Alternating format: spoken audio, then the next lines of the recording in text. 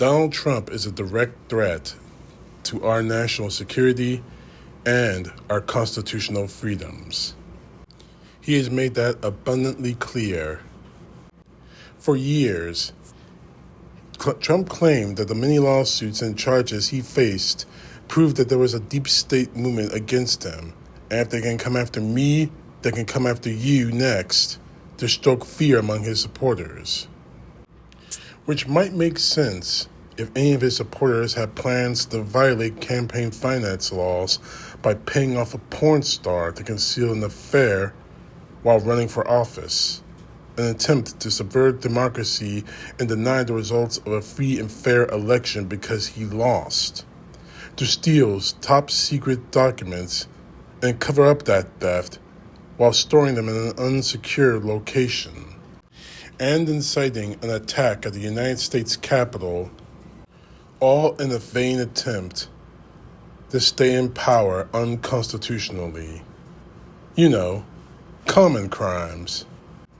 But as we all know, most of Trump's conspiracies against the left and Democrats are really nothing more than projections about what he has and would do if given the chance. Case in point, his crackdown on nonviolent pro-Hamas protesters, in particular, immigrants that he wants to deport. Let me start off by saying that I don't care about anyone's stance on Hamas or the war in Gaza. That's beside the point of this situation I'm talking about now, and that's a whole other discussion entirely.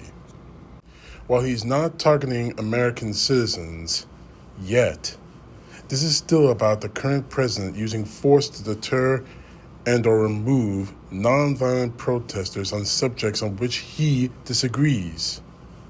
So much for the whole freedom of speech thing that's in the Constitution, that document you MAGA think you want to use as holy writ, right?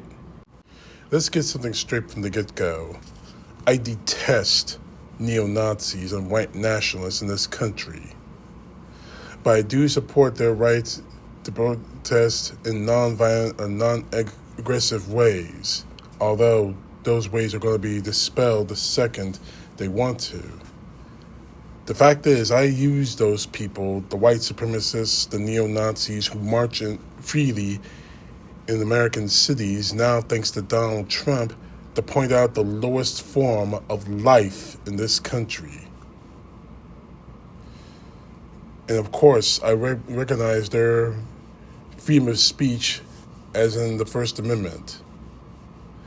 But here's the excuse I hear when it comes to Donald Trump and the pro-Hamas and anti-war stance from people who may not be full-fledged American citizens.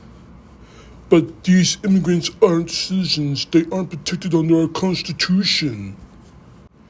Apply this to Donald Trump's train of thought.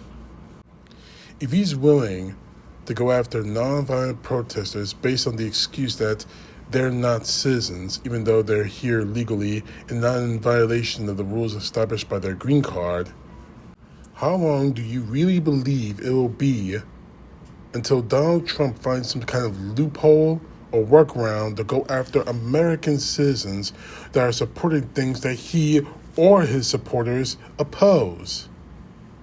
How far-fetched is it to think that Trump, who demands unwavering loyalty and looks at any dissent against his policies as a direct attack on him, would try his best to violate the United States constitutional rights of American citizens, as every dictator in history has done, to silence those voices speaking out against him?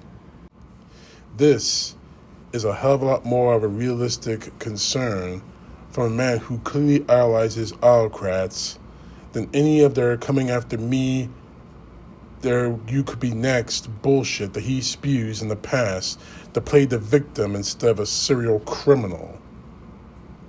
I've said in 2015, and it's just as true a decade later.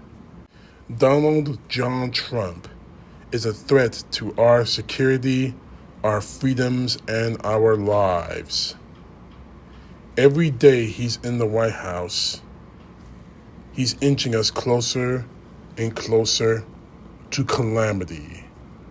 Not just the United States, not just our country and our freedoms and our liberties, but to the entire world.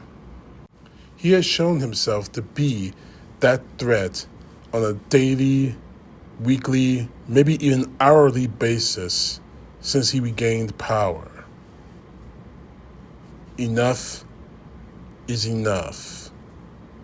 This experiment of Donald Trump regaining power has to end, or we are all destroyed.